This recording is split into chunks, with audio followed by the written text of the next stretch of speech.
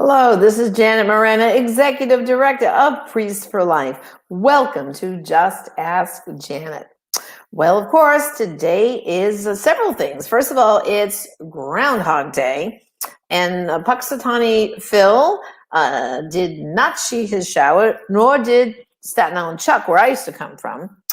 So that means early spring. But in other parts of the country, he did see his shadow. So don't ask me what all that means.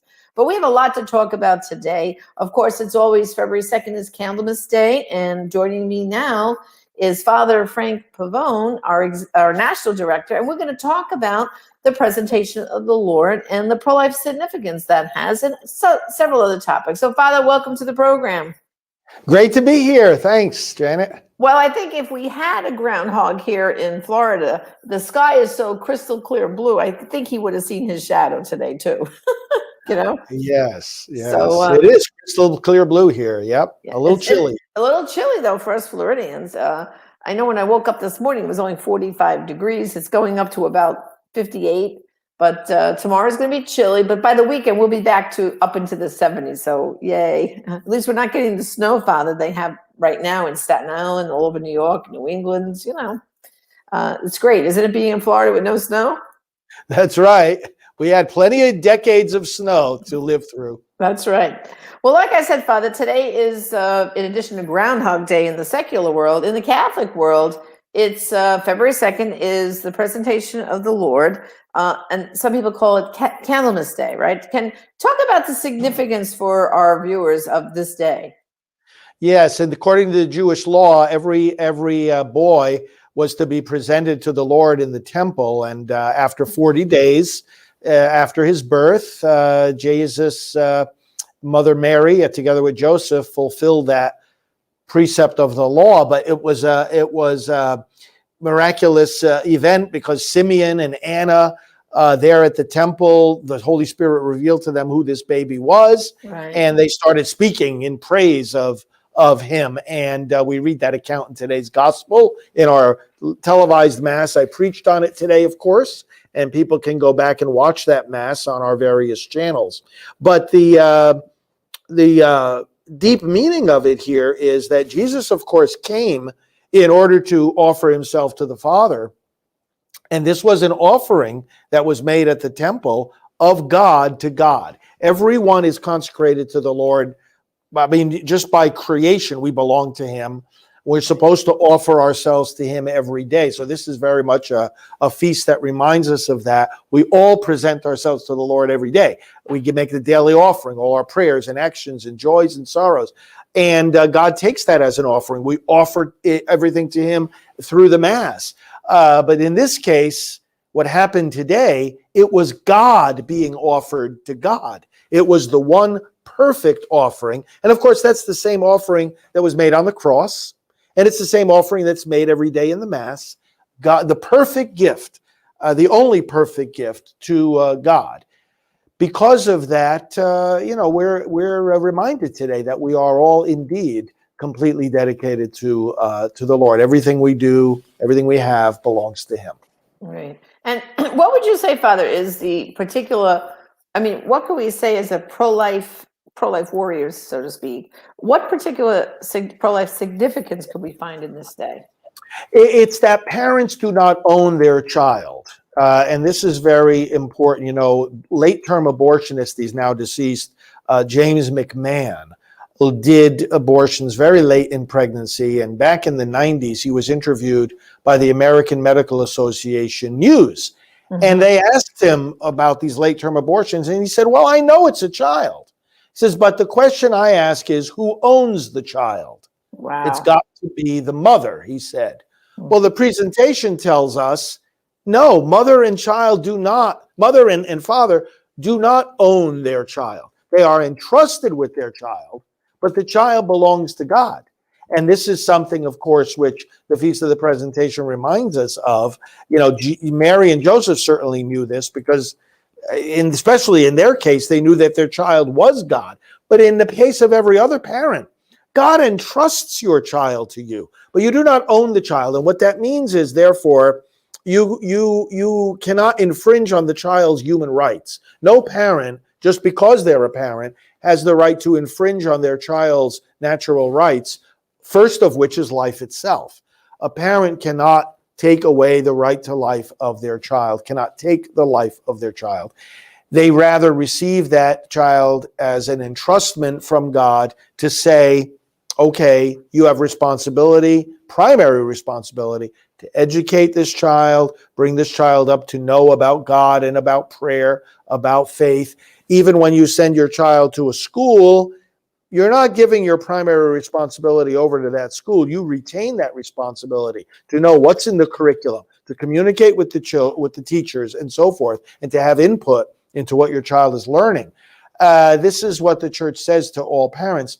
But that primary right to life lesson is, no, Dr. McMahon was wrong. The parent does not own the child. God owns the child. And that's why one can never have an abortion. Well, you know, that brings up 2 points. First of all, Father, I know we've heard this before from people who've, had an abortion and said, well, I wasn't ready to be a mom, so I decided to give the child back to God, right? You've heard that argument. And what do you say to those people who say that, okay, well, if I'm entrusted with this child by God, but I'm not ready to be a mom, so I'm going to just say, here, God, take the child back, and I go and have the abortion. They use that as a justification. So what do you say to that, Father? Well, you're not giving the child back to God. You're killing the child. Right. I mean, the child is not just some kind of spirit that goes back to God after you tear her arms and legs off. You know, you're killing the child. You're throwing the child in the garbage. The body is just as much the child as the soul. And the abortion is ripping that body to shreds. So you're not giving the child back to anybody. You're killing the child. Secondly, you don't have a right to do that. Even if it was just some kind of, it sounds so benign, it sounds so spiritual. Oh, spiritual. Right. Even if it were some kind of, send off of the, you think of people going down to the pier where the cruise ships come in, and we're gonna send the child back to God. Some kind of celebratory, nice kind of thing. Even if it were that, you don't have the right to do that. That's right. God decided that child should come into the world. God has a plan for that child. God is going to help you to fulfill that plan. He's going to, just as he's going to help the child herself, but it's his plan, not ours. You're really shortchanging God's plan for the child, is what you're doing. Right. And for yourself. And for yourself. Then, of course, Father, this idea of entrusting to the Lord, as we know in St. John Paul II, Evangelium Vitae, Gospel of Life encyclical, this is something that's quoted, as you know, many times during the Rachel's Vineyard retreats. People ask this question, what happens to my baby? And this idea of we trust them to the Lord, right? Can you explain that a little bit more? Because I'm sure there must be people watching who've lost a child to abortion, and they want to know, is my child with the Lord? Right. And God wants those babies to be saved even more than we do. And that's what the church teaches, that we entrust them to God. John Paul II encourages us to do that. in Evangelium Vitae number 99. He says, entrust your child to the Father of mercies. Right. It's an expression of our confidence in God, that he's the one that decided that this child should exist. He wants that child to be saved. All we can do is put the child in God's hands. And that is that act of entrustment that many people who are going through healing after abortion engage in, is the same kind of act that should be happening towards our living children as well. Lord, I place them in your hands because you are the one who has everything in his hands and you care for us all. That's right. In life and in death. All right, Father. Well, I want to just invite our viewers, if you have a question for me or for Father Frank, come on, let's hear from you. Father's eager to answer your questions. But, I did see, I think someone tweeted this out. I just saw it this morning, that in the first 10 days in office, Biden has put out, I think, 28 executive orders. And, there's a whole host of them that are all about killing more babies, both abroad and here at home. And during the same 10-day period, Trump only did 7 and Obama did 9. What do you have to say? How are people supposed to feel right now? Because I know there's a lot of people who are very discouraged and they're just watching all the great accomplishments of Trump being whittled down one after the other. I mean, 28 executive orders in 10 days. I guarantee you, he didn't even know what he was signing. They were just, folders put in front of him. He's putting his signature on. And I think the critics of President Trump, which it's a very big mistake to do, by the way, is criticize the greatest president we've ever had, are one of the ridiculous. They were all ridiculous, the criticisms. But one of the most ridiculous was the ones where they said, he's a dictator. And how is Biden behaving exactly? Right? You see, Janet, what I mean? In other words, yeah, 28 executive orders. Well, I think it was even more. That's I think it was even more than that. But the point is that, the president has certain executive powers, but somebody who President Trump, his view of government is, we are restoring power to you, the American people. Right. So he used executive orders as it was appropriate, but only as it was appropriate. He didn't overdo it. Biden is overdoing it, and that comes from a dictatorial spirit, actually, the dictatorial spirit that some wrongly criticized President Trump for having. Says, okay, it's my authority. I'm gonna dictate what's going on here. Well, people are feeling very discouraged right now. Okay, people feeling like all my pro-life efforts are being whittled away. Right? No, it's not that simple. It's not that simple. He can't just take away all the pro-life progress. Remember, pro-life progress comes about on many different levels through many different channels. And first of all, the American people are much more pro-life than ever, and nobody can change that. As we talk about Silent No More, and the pain of those that have abortions. Right. No presidential administration can erase the pain and the determination in the hearts of those who have been through this to prevent others from going through it. So, nor the awareness on the part of people that these are real babies, the young people who are survivors of abortion, their awareness and their motivation is not going to be taken away. Right.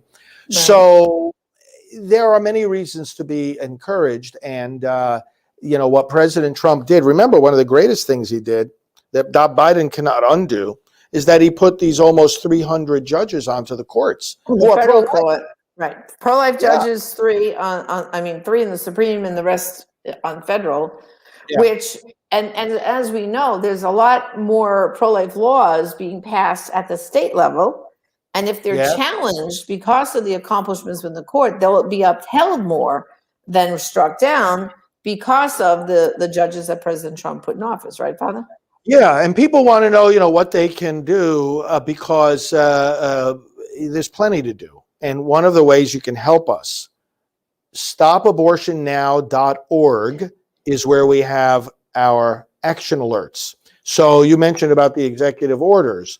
In anticipation, because we knew it was about to happen, in anticipation of the executive order about the Mexico City policy and money going overseas for abortions, we sent out an action alert that said, voice your opinion right to the White House and voice your opinion to your state and federal legislators. That's one of the ways you can help. Go there to stopabortionnow.org, sign up for the action alerts, and you'll even see the ones we already sent out on that same page, and take that action. We need your voice. That's how you can help. We need your voice, because if the Democrats are going to try to undo the various pro-life measures that have been put in place, and they can't just undo it with a stroke of a pen. There are certain things that fall under that category, but only certain everything. Right. Only certain things, right?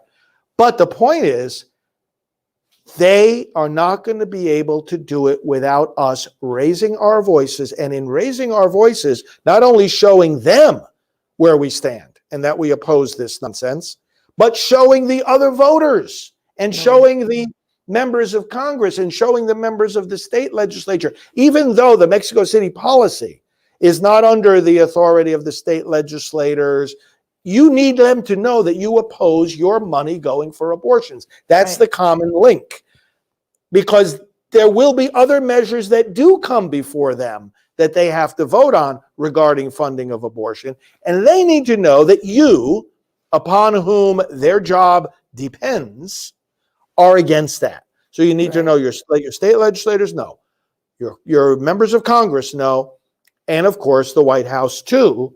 Send those messages in. And our action alert tells you exactly where to send them, what to say, what to do, and when to do it. So signing up there at stopabortionnow.org is very important.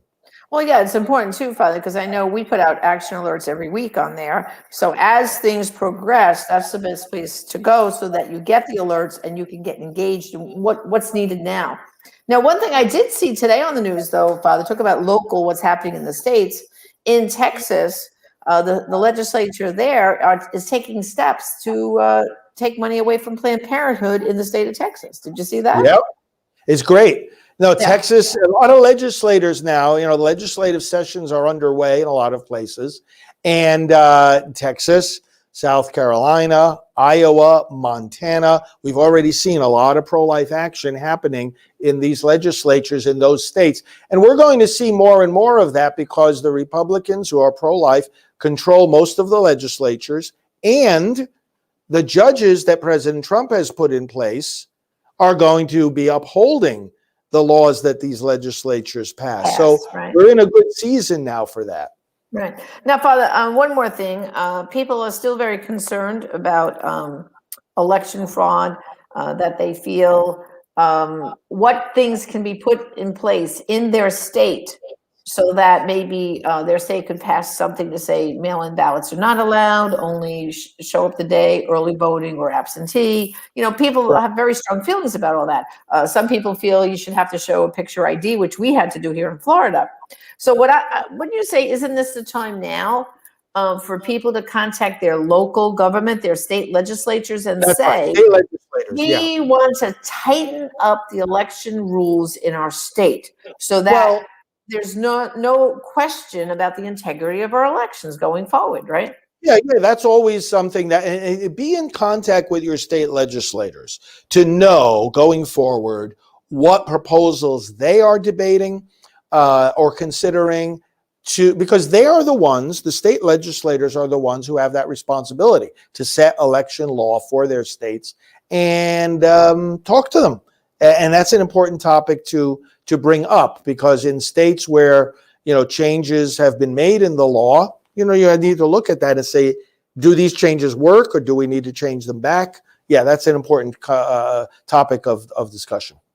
Well, I think they could use pretty much Florida as a good example, because as you remember, Florida was the state of the hanging chads, as you know, which created a lot of controversy. But after that, the government here in Florida took measures to tighten up the system here. And come on, Father, we both went on election day to vote together. And I have to say, it was pretty tight. What you had to do, you had to present your driver's license or a picture ID. And then you got your ballot, and then you went over to another seat, kind of screened an area where you could fill out your ballot. Then you took your ballot over to a scanning machine, and there was a Board of Elections person standing guard right at the machine, and they instructed you first, you put down the first page, and you waited it for scan through, and it gave you like a little check mark, like thumbs up. Then you scanned the second sheet, and it gave you another thumbs up. And then after the second one, it says, you voted, and then they gave us their sticker. I mean, I felt very secure with that system, didn't you? Because it was scanned in right there. So it wasn't a case where there are piles of ballots that people were hand counting or hand, manipulating. In this case, it was a scan into a machine, right, Father? I mean, I felt that was good. Yeah, and there was signature verification, and yeah, it was a good system. Right? I mean, I felt good about it. Yeah. Well, we only have a few minutes left, and I thought I would tell our viewers that this week is a very, very special day coming up. And February 4th is Father Frank's birthday, right, Father? Yeah. and Father doesn't mind me telling you his age. He was born on February 4th, 1959, right, Father? So you're going to be 62 young years old, right? Yep. Okay. So tell everybody, what would you like for your birthday most of all? Well, so many of you are giving that to us already. You're watching our broadcasts. You're signing up for our action alerts. You're involved in our activities. That's what we need the most. We need you to stay connected, because as things happen and we have messages we need to give, not only to you, but also to those that you all can reach for us, we're going to need you to be connected so that we know that we can mobilize an army right away at a moment's notice, whether it's giving a message or taking an action and communicating to people in not only in the government. We may need you at times to communicate with people in the church or in some other organization. But your involvement, that's the greatest birthday gift. Your involvement, following us, on the various social media platforms where you're watching us, becoming a follower, liking and sharing our pages. You can help us grow our audience and our ministry. And of course, you can donate to our ministry. ProLifeGift.org is the donation page, ProLifeGift.org. And so, Janet, I think those are the things that make us most grateful, when people are just there and they let us know they're there, right, and they let us know that they're ready to take action. Well, and also too, I'm sure if they'd like to send you a birthday message, they can do so on your personal Facebook page, or they can send a personal message to your email, mail@priestforlife.org will be another way. And then also too, they can go to our online store. And if they haven't ever read any of your books, I know you would love to personally autograph your books. You have several up there, the Pro-Life Reflections for Every Day. And then there's, Abolishing Abortion. My mind was going blank, Father. And let me think. Pro-Life Reflections. Proclaiming the Message of Life. And your very, very first book, Father, was Ending Abortion. Ending abortion, not just fighting abortion, ending it. Yeah. So go to prolifeproducts.org. You'll see Father's books.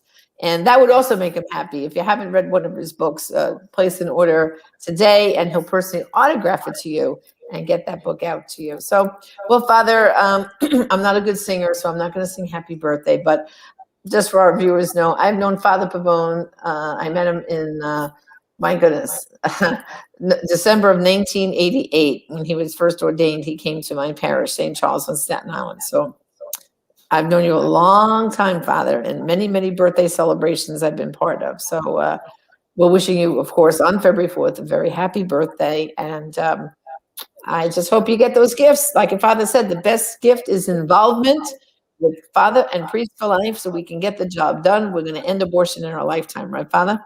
We're going to end abortion. We're going to get these pro-abortion politicians out of office. Right. Out of office. And No, we need to be active. We need to be vigilant. We need to be confident moving forward. The Lord himself is working through us. As long as we stay united, active, and confident in him and connected with one another, doesn't matter how many setbacks happen on the way, victory is assured. Well, because it's his victory, isn't it? He's already won the victory for us by his resurrection. That's right. That's right. Well, Father, again, happy birthday this week. I guess we could call this your birthday week, right? Because yes, people celebrate their birthday, they call it their birthday month, but I guess we can call this your birthday week. Okay, it's a week-long celebration for fathers. So go to our website, get involved, go to prolifegift.org, prolifeproducts.org. That will make Father very happy. So, Father, thank you for joining me today. And brothers and sisters, when I come back to you on Thursday, for those of you who watch with Mary Kaminsky and myself on getting healthier in the new year, we're going to do part 2. We're going to give you some further advice, but we want to hear from you. How are you doing with fasting and all that prayer and fasting and feasting to be healthy to serve the Lord? So this is Janet Morana, the Executive Director of Priests for Life. Thank you for joining me on Just Ask Janet. God bless.